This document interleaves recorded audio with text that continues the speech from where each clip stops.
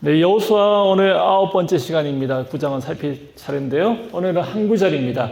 다 같이 한 구절 14절 말씀인데 같이 읽겠습니다. 자, 시작. 무리가 그들의 양식을 취하고는 어떻게 할지를 여호와께 묻지 아니하고. 아멘.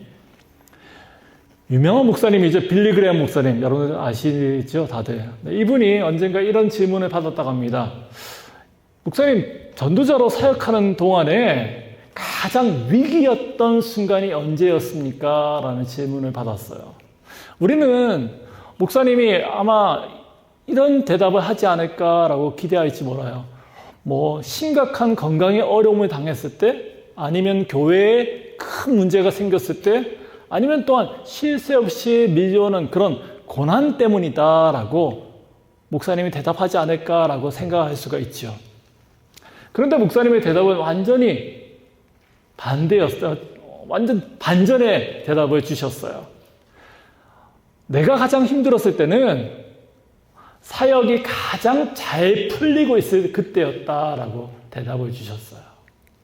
집회는 대성공이고 사람들은 쉴 새 없이 몰려옵니다.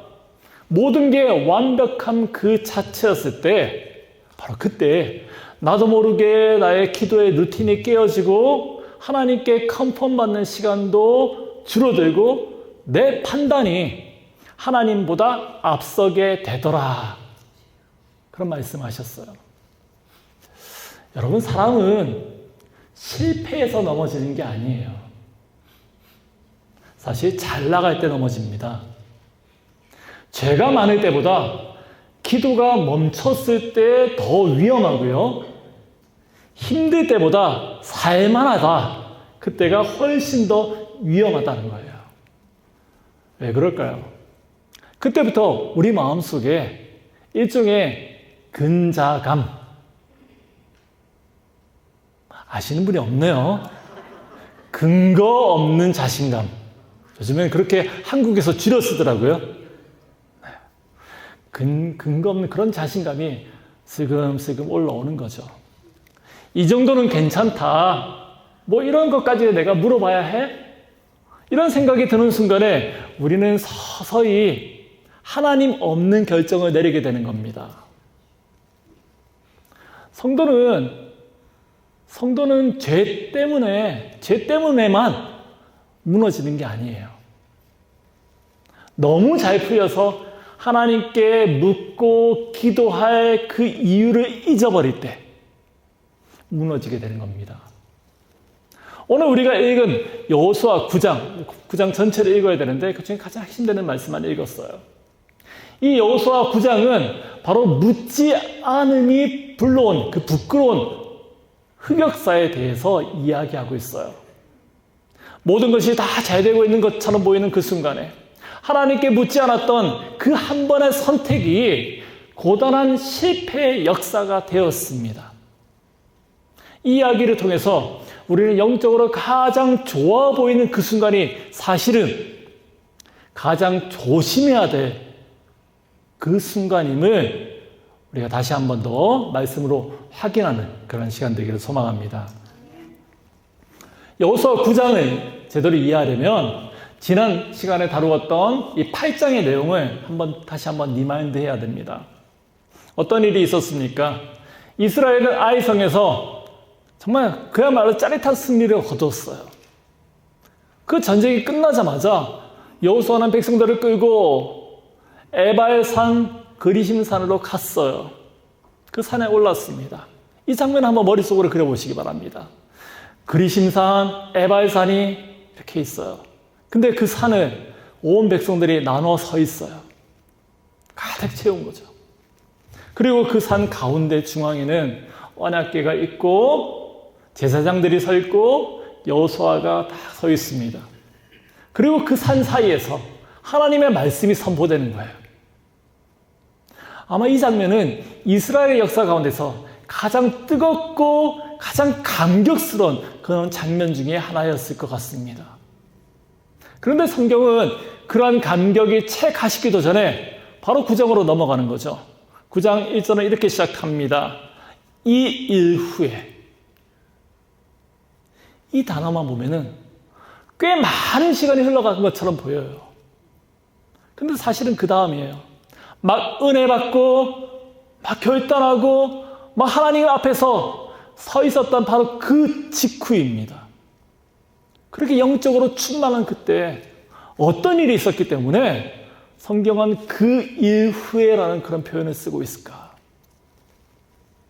그때의 상황에 대해서 오늘 본문은 단 한마디로 정리하고 있어요. 우리가 읽었던 9장 14절 말씀입니다. 여호와께 묻지 아니하였다고요. 이 한 문장이 오늘 여러분들과 나눌 설교의 메시지의 핵심이에요. 죽을 것 같은 그런 위기가 있을 때 기도하죠. 큰 일이 터지면 기도하죠. 그런데 잘 풀리고 있을 때는 안 물어요. 여유가 좀 생기고 괜찮아 보일 때 이 정도까지 기도해야 되는가 하면서 사소한 일에는 기도를 그냥 패스합니다. 그래서 넘어지는 거예요. 고린도전서 10장 12절 말씀에서는 선줄로 생각한 자는 넘어질까 조심하라고 명확하게 우리에게 경고하고 있습니다. 지금 이스라엘 백성들의 상태가 딱 그 부분이에요. 바로 거기가 사탄이 우리를 공격하는 그 지점이라고요. 사탄은 항상 무시무시한 모습으로, 영화 속에 그려지는 그런 모습으로 우리에게 전쟁을 걸어오지 않아요. 우리를 공격하지 않아요. 아주 합리적인 판단으로 그럴싸해 보이는 그런 선택의 모습으로 안전한 길로 우리에게 다가옵니다. 너무 이성적이니까, 그럴싸하니까 속아 넘어가는 겁니다, 우리가. C.S. 루이스는 그의 유명한 책 스크루테이프스의 편지라는 그 책에서 이런 내용을 쓰고 있어요. 삼촌마귀, 고참마귀가 신창인 이 조카 마귀에게 이런 코칭을 해요. 사람을 큰 죄로 넘어뜨릴 수가 없으면 그냥 바쁘게 만들어라고요. 하나님을 대놓고 부정하게 만들 수 없다면 기도할 타이밍을 빼앗아라. 나쁜 선택을 하게 할 필요도 없다. 그냥 그럴듯한 선택을 하게 하라. 그러면 결국 걔네는 하나님 없게 살게 될 것이다 라고 코칭을 합니다. 여러분, 사탄은 우리를 항상 지옥길로 다이렉트로 우리를 끌고 가지 않아요. 오히려 꽃길처럼 보이는 그 길에, 문제없어 보이는 그 평안한 길로 우리를 안내합니다. 모든 것이 다 좋다, 잘 된다. 그러면서 딱 한 가지를 요구해요. 다 주면서 딱 한 가지 요구하죠. 바로 하나님께 묻는 마음이에요. 그걸 빼앗기면은 넘어지는 겁니다. 이스라엘이, 본문 속의 이스라엘이 딱 그 꼴입니다. 우리는 지금 괜찮아. 예배 드렸잖아. 하나님과도 친해. 이렇게 생각하면서 안심하고 있던 바로 그 순간이 가장 치명적인 실수를 시작하게 하는 그 시점이 되는 것이었습니다. 그래서 우리는 그리스도인으로서 많은 스펙들보다 먼저 믿음을 준비해야 돼요. 어떤 믿음입니까? 묻는 믿음이에요. 묻는. 기도하는 믿음입니다. 하나님의 그 컨펌 없이, 하나님의 그 확인 없이 독단적으로 내 마음대로 결정하지 않겠다 하는 그런 믿음이에요. 결단이죠. 상황의 겉모습만을 보고 판단하는 것이 아니라 그 너머를 하나님께 물어보는 그런 디테일이 우리에게 필요하다는 겁니다. 이것이 우리의 삶 가운데 제대로 세팅되어 있지 않으면 사람은 약할 때가 악할 때 무너지는 것이 아니라 오히려 잘 될 때 한순간에 훅 가는 거예요. 여호수아 9장은 바로 그 뼈아픈 현실을 우리에게 정직하게 그려주고 있습니다. 9장의 1절과 2절을 읽어보면 읽진 않았지만 거기에는 가나안의 여러 왕들의 이름들이 쭉 나와요. 이 왕들이 서로 연합해서 이제 이스라엘과 한판 붙자, 그런 전쟁 모드에 들어가는 그런 장면을 소개하고 있습니다. 쟁쟁한 나라의 왕들이 이스라엘에서 그 소문을 보고 연합군을 형성했습니다. 그런데 그 살벌한 그 분위기 속에 다른 생각을 가지고 있는 꼬기가 있죠. 배신자가 있었어요. 바로 기브온 사람들입니다. 기브온 사람들. 3절과 4절 볼까요? 기브온 주민들이 여호수아가 여리고와 아이에 행한 일을 듣고 꾀를 내어. 이 사람들은 아주 치밀한 계략을 짰습니다. 요즘 말로 하면 완벽한 그런 메소드 연기를 지금 준비한 거예요. 낡은 옷을 입었습니다. 다 떨어진 신발을 신었습니다. 곰팡이가 가득히 핀 떡을 준비했어요. 그리고 다 터져가는 포도주 자루를 준비해서 이스라엘에게 찾아왔습니다. 그리고 그 이스라엘 백성들 앞에서 연기를 하는 거죠. 저희는 아주 먼 나라에서 왔습니다. 그런데 우리는 하나님께서 당신들에게 행하셨던 그 위대한 소문을 들었습니다. 제발 저희와 좀 친하게 지내주세요. 평화를 전쟁하지 않겠다는 그런 조약을 맺어주시길 바랍니다. 그런데 이건 물론 거짓말이었잖아요. 근데 이 속에 아주 소름 돋게 만드는 포인트가 하나 있어요. 그들의 말이 완전히 틀린 게 아니라는 거예요. 진실 90%에 치명적인 거짓말 10%를 살짝 섞어 넣었습니다. 그게 더 무섭고 우리를 속게 만드는 거죠. 여러분, 사탄의 시험은 아주 그럴듯하게, 심지어 믿음의 신앙적인 그런 언어를 사용하면서 우리에게 다가옵니다. 그러면서 우리의 영적인 경계심을 조금씩 무너뜨리는 거죠. 마비시키는 거예요. 이전의 전투들에 이스라엘이 해야 될 그런 것들은 태도는 분명했어요. 나가서 싸워야 되니까. 어떻게 올라갈까요? 말까요? 어떻게 전쟁을 시작할까요? 말까요? 분명했습니다. 그런데 이번에는 상황이 다르죠. 기브온이라는 적들이 왔는데 이들의 모습이 아주 아무 문제가 없어 보여요. 그래서 묻지 않았던 거죠. 여호수아 9장은 계속 이 부분을 강조해요. 이스라엘이 딱 하나님께 컨펌 받지 않았다. 그들의 실패한 이유는 바로 이거다라고 계속해서 그것을 도돌이처럼 강조하고 있습니다. 여호수아와 그 지도자들은, 리더십들은 결국에는 이 기브온 사람들과 평화 조약을 맺습니다. 언약을 맺었어요. 그런데 불과 며칠이 지나지 않아서 그들이 완벽하게 속았다라는 것을 알게 되죠. 역대급으로 대참사가 일어난 겁니다.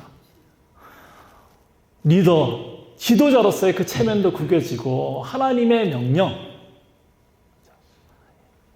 가나안 족속을 다 멸하라 그랬는데 그 하나님의 명령도 어기게 되었어요.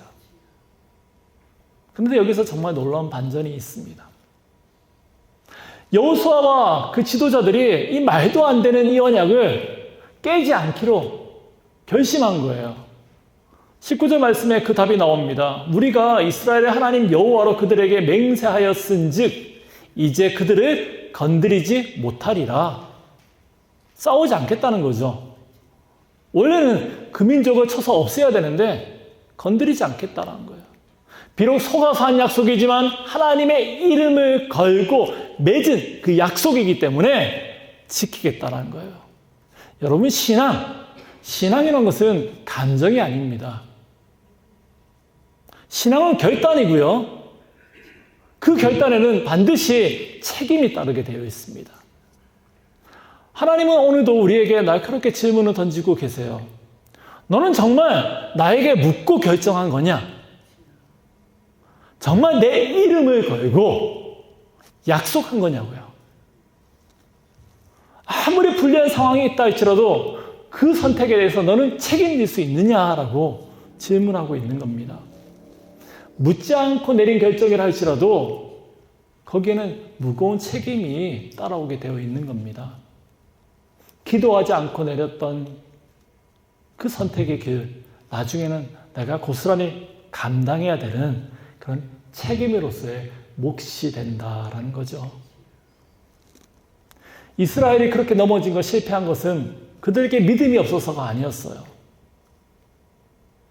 그 믿음을 실제 생활에서, 실전에서 잘 사용하지 못했기 때문입니다. 여러분 아침에 일어나서 오늘 하루에 일어날 일들에 대해서 하나님께 기도하십니까? 누군가에게 메시지 하나 보낼 때 하나님께 묻지 않죠. 괜히 제가 찔리네요. 내가 잘 아는 일, 내가 익숙한 분야에서도 하나님께 묻고 계십니까? 잠언서 3장 5절 말씀, 우리가 잘 아는 말씀이잖아요. 너는 마음을 다하고 여호와를 신뢰하고 내 명철을 의지하지 말라. 너는 범사에 그를 인정하라. 그리하면 내 길을 지도하시리라. 아멘. 여기서 가장 중요한 키워드가 오늘 말씀을 비춰본다면 범사예요. 범사. 삶의 모든 순간입니다. 모든 순간에 하나님을 인정하라는 겁니다. 하나님을 인정한다는 것은 실제로 묻는다는 뜻이죠. 하나님의 컨펌 없이 독단적으로 결제하지 않겠다라는 그런 실천입니다. 기도는 망했을 때 쓰는 마지막 카드가 아니에요. 잘 될 때 더 많이 해야 되는 거고요. 평안할 때 더 깊어져야 되는 거예요. 왜냐하면 신앙이란 것은 사건이 아니기 때문이에요. 신앙은 관계예요. 하나님과의 관계라고요. 여호수아 9장은 우리 모두의 믿음의 이야기입니다. 지금 하는 일마다 잘 풀리고 있습니까?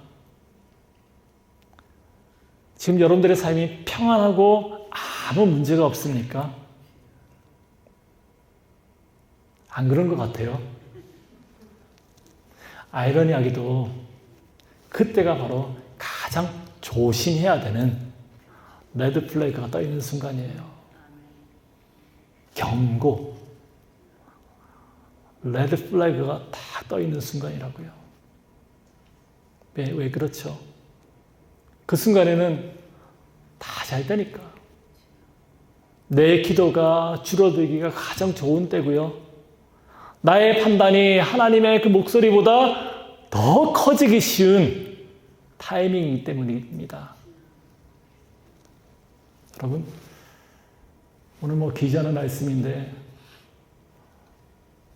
우리가 살아가면서 은행의 밸런스 참 중요하지 않습니까? 근데 그 은행 잔고보다 여러분들 하나님께 묻는 그 믿음을 먼저 준비하시기 바랍니다. 치밀하게 나의 은퇴 후의 플랜을 마련하는 것보다 기도하는 믿음을 먼저 준비하십시오. 과거에 내가 경험했던 그 모든 것들보다 지금이에요. 과거에 옛날에 내가 어떻게 신앙생활했고 어떻게 이런 거 했다 별로 중요하지 않아요. 지금이에요. 지금 묻는 그 믿음, 하나님께 물어보는 그 믿음을 잘 세팅하시기 바랍니다. 이 믿음만 제대로 세팅되어 있다면 우리 인생에 어떤 전성기를 맞는다 할지라도 우리는 결코 흔들리지 않을 줄 믿습니다. 아멘. 기도하겠습니다.